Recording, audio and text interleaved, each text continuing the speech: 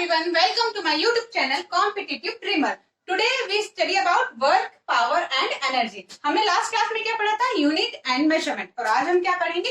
Work, power and energy. So let's start our topic. So सबसे पहले हम क्या पढ़ते हैं? वर्क. वर्क क्या होता है? हम ये देखते हैं.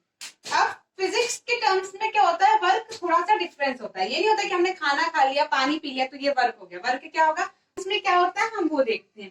मान लीजिए ये कोई सरफेस है, इस पे एक कोई ब्लॉक रखा है, ठीक है. अब आप क्या कर रहे हैं? यहाँ से फोर्स लगा रहे हैं, यहाँ से इसको खींच रहे हैं और ये ब्लॉक जो है डिस्प्लेस होके कहाँ आ गया? यहाँ पे आ गया. तो कितना डिस्प्लेसमेंट हो गया यहाँ पे? मान लीजिए डिस्प्लेसमेंट हुआ है यहाँ पे, यहाँ तक आ गया. तो बेसिकली हमारा वर्क क्या हो जाएगा? वर्क इज इक्वल टू होता है फोर्स इनटू में डिस्प्लेसमेंट, ठीक है. लेकिन ये फॉर्मूला कब लगेगा वर्क का? W is equal to F into S, जब डिस्प्लेसमेंट की डायरेक्शन और फोर्स की डायरेक्शन सेम हो. इस डायरेक्शन में फोर्स भी लग रहा है और इसी डायरेक्शन में हमारा क्या हो रहा है? डिस्प्लेसमेंट भी हो रहा है. तब हमारा वर्क क्या हो जाएगा? वर्क इज इक्वल टू क्या हो जाएगा? फोर्स इनटू डिस्प्लेसमेंट, ठीक है.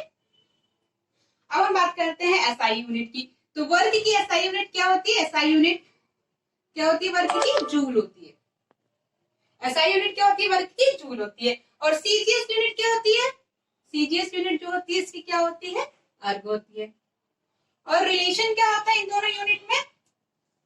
1 जूल इज इक्वल होता है 10 टू द पावर. हम बात करते हैं कि अगर हमारा ये ब्लॉक, ये कोई सरफेस है, यहाँ पे कोई ब्लॉक रखा है, ठीक है. मान लीजिए बैलगाड़ी कार है और कोई एक रस्ते से हम यहाँ इसको खींच रहे हैं, यहाँ पे हम फोर्स लगा रहे हैं, ठीक है. और ये ऑब्जेक्ट डिस्प्लेस होके मान लीजिए यहाँ पे आ गया. तो अब फोर्स का डायरेक्शन क्या है हमारा? ये है. और डिस्प्लेसमेंट का डायरेक्शन क्या है? ये वाला है. डिस्प्लेसमेंट का डायरेक्शन क्या है हमारा? ये है. और फोर्स का डायरेक्शन क्या है? ये है. तो अब इस कंडीशन में हमारा वर्क क्या होगा? तो इस कंडीशन में हमारा वर्क क्या होगा? W is equal to F S cos theta. ये थीटा क्या है? जो कि एंगल बनता है किसके बीच में? फोर्स जिस डायरेक्शन में लग रहा है और जिस डायरेक्शन में डिस्प्लेस. तो इन दोनों के बीच में जो एंगल बनता है उसको क्या बोलते हैं हम? थीटा. फोर्स और डिस्प्लेसमेंट के बीच में जो एंगल बनता है वो क्या होता है? थीटा. तो इसमें इस कंडीशन में वर्क क्या हो जाएगा? वर्क इज इक्वल हो जाएगा एफ एस कॉस थीटा, ठीक है. अब ये थीटा की वैल्यू क्या क्या हो सकती है वो हम देखते हैं. ये थीटा की वैल्यू क्या हो जाती है? पॉजिटिव भी हो सकती है, नेगेटिव भी हो सकती है और जीरो भी हो सकती है. इट मीन्स दैट हमारा वर्क क्या है? वर्क हमारा जो है वो पॉजिटिव भी हो सकता है, नेगेटिव भी हो सकता है और जीरो भी हो सकता है, ठीक है. तो ये हमारी 3 कंडीशन होती है किसके उसमें? वर्क के उसमें.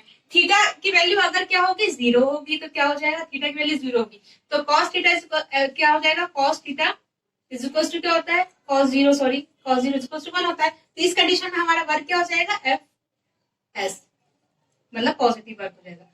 और जब हमारी कॉस थीटा की वैल्यू कितनी होगी?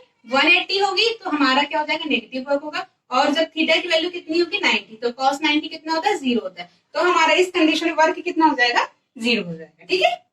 इसकी एनर्जी की, एनर्जी क्या होता है? एनर्जी क्या होता है? एबिलिटी टू डू वर्क, या फिर हम बोल सकते हैं कैपेसिटी टू डू वर्क. तो ये क्या हो जाएगा? Ability to do work, to do work, ठीक है. इसकी एसआई यूनिट क्या होती है? एनर्जी की भी जो एसआई यूनिट होती है वो क्या होती है? जूल होती है. इसकी भी एसआई यूनिट क्या होगी? जूल होगी. क्योंकि जब हमारे अंदर एनर्जी होगी तभी तो हम फोर्स लगा के वर्क कर पाएंगे. इसकी भी यूनिट क्या हो जाएगी? जूल हो जाएगी, ठीक है. एनर्जी कितने टाइप्स की होती है? 2 टाइप्स ऑफ एनर्जी होती है. 2 टाइप्स ऑफ एनर्जी कौन कौन सी होती है? एक होती है पोटेंशियल एनर्जी और एक होती है काइनेटिक एनर्जी. एक कौन सी होती है? Potential energy, potential energy. और दूसरी कौन सी होती है हमारी? Kinetic energy, kinetic energy. अब काइनेटिक एनर्जी क्या होती है? मान लीजिए कोई बॉडी है वो मोशन कर रही, तो उस मोशन बॉडी में जो एनर्जी एसोसिएट रहती है उसको हम क्या बोलते हैं? काइनेटिक एनर्जी बोलते हैं. तो इसकी क्या डेफिनेशन हो जाएगी? Energy by virtue of its motion. क्या होता है हमारा? Energy by virtue of its motion. इसका फॉर्मूला क्या होता है? Kinetic energy is equal to होता है क्या? Half M V square. क्या होता है? काइनेटिक एनर्जी का हाफ एम वी स्क्वायर, ठीक है. अब हम यहाँ पे देखते हैं मास. एम क्या यहाँ पे मास है, ठीक है। m इज इक्वल टू क्या होता है, mass, and v is equal to क्या होता है, वेलोसिटी, वेलोसिटी, ठीक है। अब हम रिलेशन देख लेते हैं काइनेटिक एनर्जी में और मोमेंटम में, ठीक है। Relation between kinetic energy and momentum, तो उसको हम देख लेते हैं थोड़ा सा। उसके बाद हम क्या पढ़ेंगे, पोटेंशियल एनर्जी पढ़ेंगे। तो अब रिलेशन की बात करते हैं किसके और किसके बीच में, relation between kinetic energy and momentum, momentum, ठीक है। तो kinetic energy is equal to क्या होता है, हाफ एम वी स्क्वायर। अब ये एम वी स्क्वायर जो है, एम वी है, ये थोड़ी पहचानी सी पिक्चर लगी, means P is equal to M V. ये किसका फॉर्मूला होता है, मोमेंटम का होता है। तो हम ये जो वैल्यू यहाँ पे प्लेस कर सकते हैं, लेकिन उससे पहले हम दूसरी चीज करते हैं। हम ऊपर नीचे मास का मल्टीप्लाई कर देंगे एम का, तो कोई डिफरेंस पड़ेगा नहीं, कैंसिल कट जाएगा। तो हमने इसका मल्टीप्लाई अप्लाई कर दिया, तो यहाँ पे एम क्या हो जाएगा, M square V square upon में 2m। अब एम स्क्वायर वी स्क्वायर जो है, इसकी एम वी की जगह पे हम पी लिख लेते हैं, तो 1/2m पी स्क्वायर। तो रिलेशन क्या आ जाएगा इन दोनों के बीच में, काइनेटिक एनर्जी इज इक्वल हो जाएगा 1/2m पी स्क्वायर। ये किसका रिलेशन आ गया हमारा, काइनेटिक एनर्जी का एंड मोमेंटम। क्या आ जाएगा, काइनेटिक एनर्जी इज इक्वल हो जाएगा 1/2m पी स्क्वायर। पी क्या है, इसकी पोटेंशियल एनर्जी की। पोटेंशियल एनर्जी क्या होता है, potential energy is stored energy, ठीक है। ये क्या होती है, स्टोर्ड एनर्जी होती है। Potential energy is a stored energy.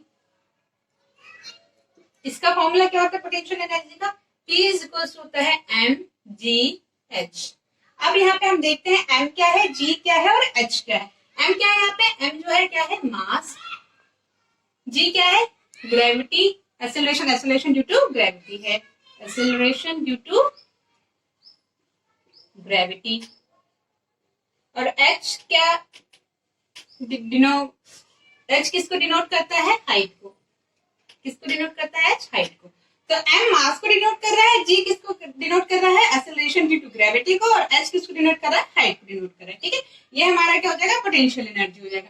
अब हम बात करते हैं किसकी, मैकेनिकल एनर्जी की। तो मैकेनिकल एनर्जी क्या होता है, mechanical energy the combination of kinetic energy and potential energy. Mechanical energy क्या होता है, mechanical energy is a combination of kinetic energy and potential energy, दोनों का क्या होता है, ये कॉम्बिनेशन, ठीक है।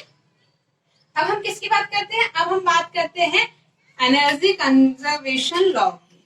किसकी बात करते हैं, एनर्जी कंजर्वेशन लॉ कि एनर्जी कंजर्वेशन लॉ के अकॉर्डिंग क्या होता है, कैसा क्या है, क्या डिफाइन किया गया है, वो सीखते हैं। एनर्जी कंजर्वेशन लॉ के अकॉर्डिंग क्या होता है कि हम एनर्जी को क्रिएट नहीं कर सकते, एनर्जी को डिस्ट्रॉय नहीं कर सकते, बट क्या हम उसको जनरेट कर सकते हैं, क्वेश्चन ये आता है। तो yes, we can definitely generate energy with the help of two medium. हम एनर्जी कंजर्वेशन लॉ में ये कहा गया है, energy can neither be created nor be destroyed, but it is can transfer from one form into another form. लेकिन उसमें ये तो नहीं कहा गया कि हम जनरेट नहीं कर सकते, उसमें ये कहा कि हम क्रिएट नहीं कर सकते। इट मीन्स दैट हम एनर्जी को जनरेट कर सकते हैं। तो एनर्जी कंजर्वेशन लॉ मैं आपको लिखवा देती हूँ, आप लोग लिख लीजिए।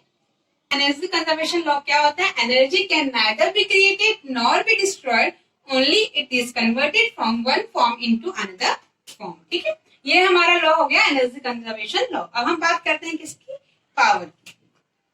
पावर क्या होता है, पावर क्या होता है, it is a rate of doing work, it is a rate of doing work, rate of doing work is called power, doing work, ठीक है। इसका फॉर्मूला क्या हो जाएगा, P इज इक्वल टू हो जाएगा वर्क अपॉन में टाइम। SI यूनिट क्या होती है इसकी, SI यूनिट होती है वॉट, इसकी SI यूनिट क्या हो जाएगी, वॉट। और यहां से एक नई यूनिट हम जनरेट कर सकते हैं। पावर की क्या यूनिट होती है, वॉट होती है, और वर्क की क्या होती है, जूल होती है, और टाइम की क्या होती है, सेकंड होती है। तो वॉट इज इक्वल टू हो जाएगा जूल पर सेकंड, ठीक है। ये इसकी हमने एक नई यूनिट डिराइव कर ली। 1 kilo watt is equal to कितना होता है, 1 kilo watt is equal to कितना हो जाएगा, 1000 वॉट।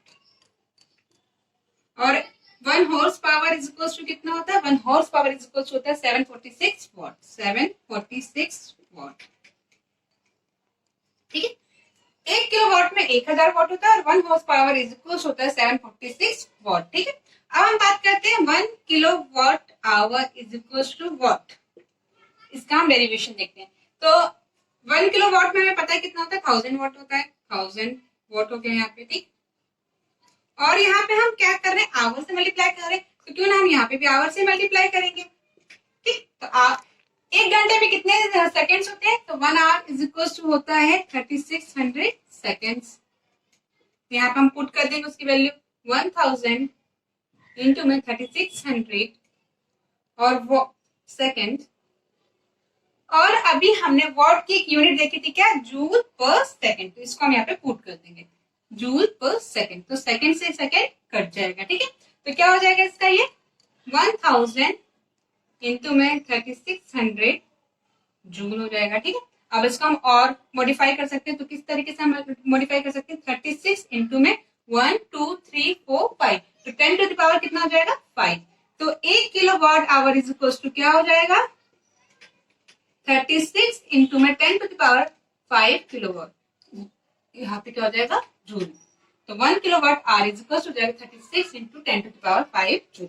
और मॉडिफाई करना चाहे तो हम और मॉडिफाई कर सकते हैं, कैसे कर सकते हैं, 36 इंटू 10 टू द पावर 5 है, इसमें हम 10 का मल्टीप्लाई ऊपर कर दे और 10 से हम डिवाइड कर दे, तो 10 से डिवाइड कर देंगे तो क्या हो जाएगा 36 में, तो 3.6 इंटू 10 टू द पावर 5 है, यहाँ पे एक और जीरो होगा तो 10 टू द पावर 6 हो जाएगा जूल, तो 1 kilowatt hour is equal to हो जाएगा कितना 3.6 into 10 to the power 6 joule हो जाएगा। तो इसका एक ये मॉडिफाइड फॉर्म हो गया और एक ये वाला फॉर्मूला हो गया, ये दोनों एग्जाम में पूछे जाते हैं, कभी कभी ये वैल्यू दी रहती है ऑप्शन में और कभी कभी ये वैल्यू ऑप्शन दी रहती है, तो इसलिए हमें ये भी पता होना चाहिए और ये भी पता होना चाहिए। ठीक है, अब हम बात करते हैं किसकी, यूनिट का formula, 1 unit is equal to कितना होता है, उसका फॉर्मूला हम देख लेते हैं।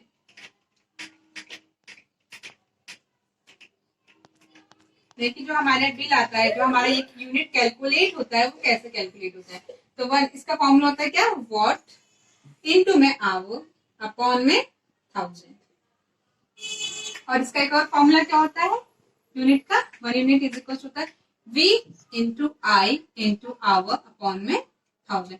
अब इसके बेसिस पे हम एक आध दो न्यूमेरिकल देख लेते हैं, तो आपको ये फॉर्मूला ज्यादा अच्छे से समझ में आ जाएगा। तो अब ये न्यूमेरिकल है कि हमें इसमें पावर को कैलकुलेट करना है एक सर्किट में जिसमें 100 वोल्ट का बल्ब लगा है और ये कंज्यूमिंग कर रहा है कितने आवर्स के लिए, 10 आवर्स के लिए। ये क्वेश्चन रेलवे एलपी में आया था, तो अब हम इसको देखते हैं इसको कैसे करेंगे। अब फॉर्मूला मैंने आपको ऊपर बताया था क्या होता है, वॉट इंटू आवर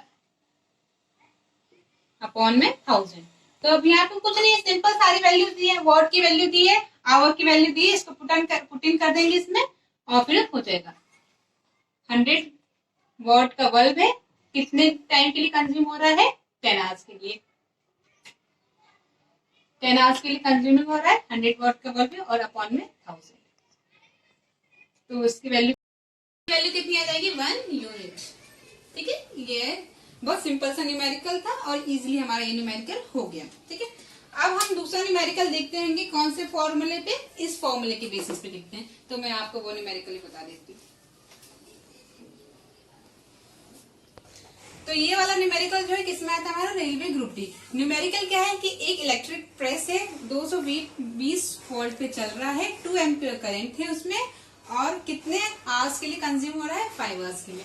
ठीक है, तो अब हम इसको कैसे सॉल्व करेंगे, हम ये देखते हैं। ये वाला इसमें हम फॉर्मूला लगाएंगे, इसमें क्या V दिया है, I दिया है और आवर भी दिया है, तो इससे हम करेंगे। तो V इसमें कितना दिया है 220 वोल्ट, इंटू में करंट कितना दिया है 2 एम्पियर, इंटू में आवर्स कितना है 5 आवर्स के लिए कंज्यूमिंग हो रहा है, अपॉन में 1000। तो इसका क्या हो जाएगा,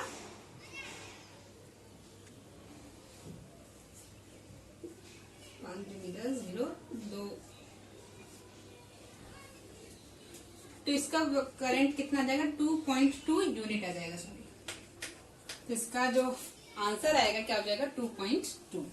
ठीक है, तो ये हमारे कुछ न्यूमेरिकल बेस्ड हमने देख लिए कि हम कैसे यूनिट को कैलकुलेट करेंगे। तो ये कुछ न्यूमेरिकल्स मैंने आपको करा दिए, एक दो रेलवेज में आए थे। अब हम लास्ट में एक नोट पढ़ लेते हैं कि किसकी यूनिट कौन सी थी, देन हम अपना लेक्चर खत्म करते हैं। अब एक नोट को डिस्क्राइब करते हैं कि जो किलोवाट होती है, मेगावाट, हॉर्स पावर, ये सारी यूनिट किसकी होती है? पावर की। किसकी होती है? पावर की। और जो किलोवाट आवर, मेगावाट आवर, ये सब जो यूनिट होती है किसकी होती है? हमारी वर्क की। इसमें बच्चों को कंफ्यूजन होता है कि ये किलोवाट है तो किलोवाट आवर भी जो है पावर की। नहीं, अगर आवर है तो वो किसकी हो जाएगी? वर्क की। और किलोवाट है, मेगावाट है, हॉर्स पावर, ये सब किसकी हो जाएगी? पावर की। ठीक है, तो ये थोड़ा सा मैंने आपको कंफ्यूजन पॉइंट क्लियर कर दिया, तो ये नोट बना के आप लोग लिख लीजिएगा। सो गाइज, आज का टॉपिक हमारा खत्म होता है। If you like this video then subscribe, share and like. Thank you, have a nice day.